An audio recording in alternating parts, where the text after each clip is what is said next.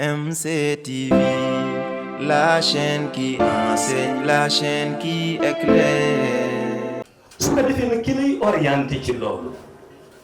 mooy commencé di la defar waaye teg ko ci condition tariqa tijaniya parce que tariqa tijaniya li ko tax a wàcc ëpp na rek wàllu tuddee ko tariqa wala ñii ñoo aju ci Mawlaay Cheikh Ahmed Tijani taalibe yi di dox topp ca tax mu wàcc li ko tax a wàcc mooy fexe ba zaman bu nit demee ba sayxu tarbiya yëpp tële pour defar ko moom lumière u salaatul fatiha mu ñëw commencé defar ruux yi bu demee ba ñëpp tële te axiru zaman bi nu toll ñëpp tële nañ waaw la góor gu tedd ga doon wax nee na échec yëpp am na waaw parce que nee na télé bi weesootul nga jàkkaarloo jëmm te xamoo noo koy orienté waaw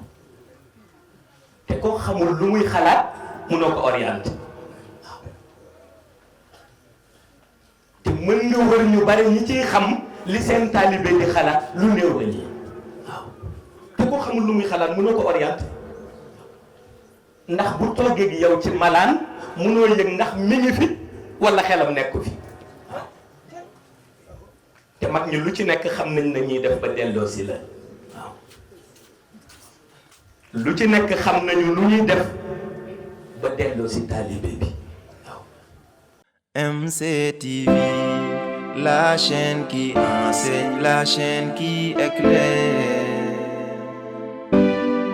Pour vous servir, veillons que chaque information soit pure. MCTV, la chaîne qui enseigne, la chaîne qui éclaire.